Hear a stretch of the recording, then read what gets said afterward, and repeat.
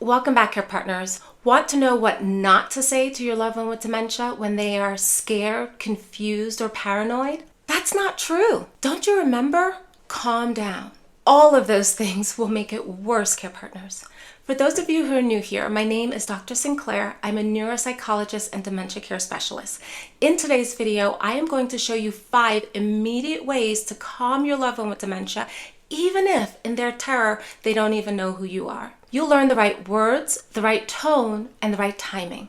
And at the end of today's video, care partners, I have a bonus for you that's going to transform these hard experiences into bonding moments. No need to take notes unless you want to, because everything's going to be linked below.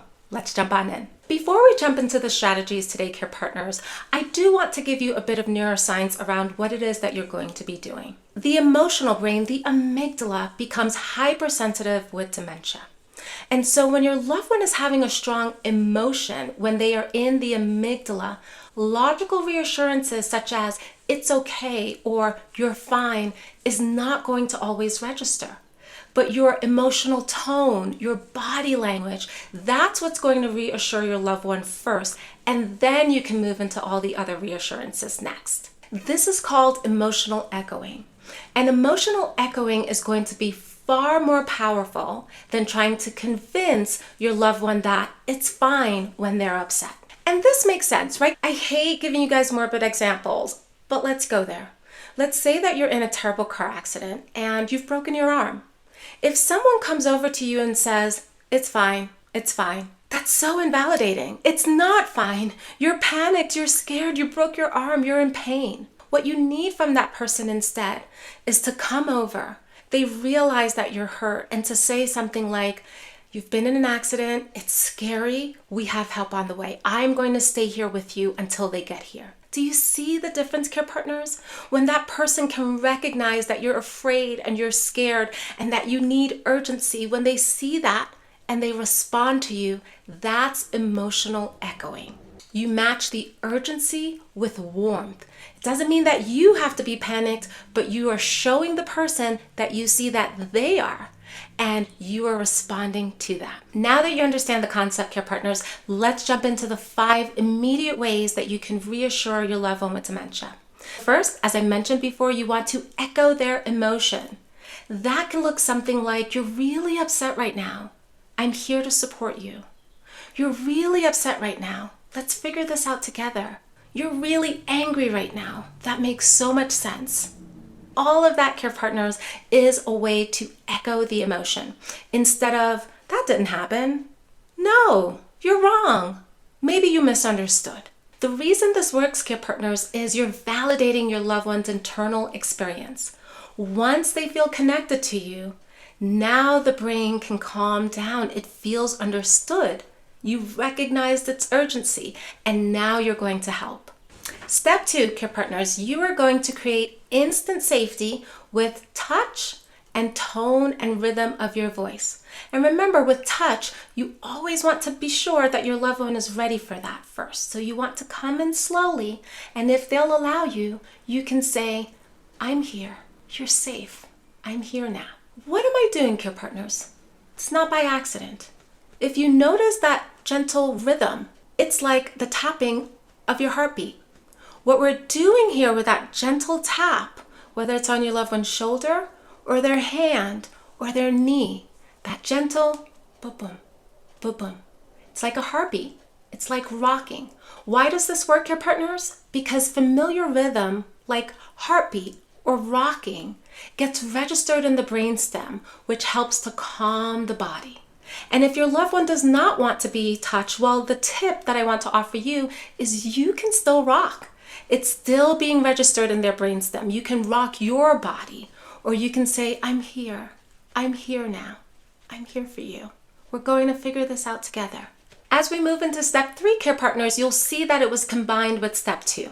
Step 2 emphasized the touching and the rocking or the tone of your voice. It was gentle. What you're doing in step 3 is you're reassuring, and that's what I did when I said, I'm here, I'm here. You're using that gentle reassurance that they have support in this problem that they're experiencing. So it can be anything along the lines of, I'm here to help, we're going to figure this out together, but you're doing it in that soft tone of voice and you're keeping that rhythmic motion going for them. Why does this work, care partners? Repetition with tone regulation helps to calm the emotional loops that your loved one with dementia can get into. Think of it as rocking your nervous system to sleep, singing a lullaby to your nervous system. Now let's move on to step number 4. Now that they're calmer, care partner, you can redirect to an anchoring cue. What do I mean by that? And before I explain that, notice how many steps came before redirecting.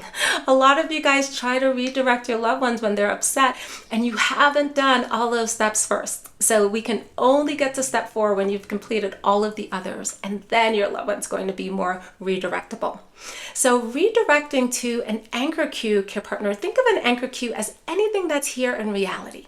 So that can be a visual cue, like a photo that they love to look at that always brings a smile to their face. Once they've calmed, you can bring out that photo album, look at their wedding pictures if it's always brought a smile to their face, or baby pictures if that brings a smile to their face.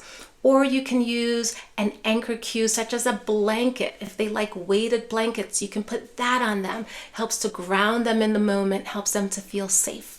Or another anchor cue can be something that they smell, something that has always calmed them, like lavender, or a fragrance that they used to wear all the time to church, right? If you have an anchor cue of scent, then feel free to bring that out for them and spray around the room. Once they've calmed, you can say something like, Mom, let's go sit by your favorite blanket. It smells like Grandma, doesn't it?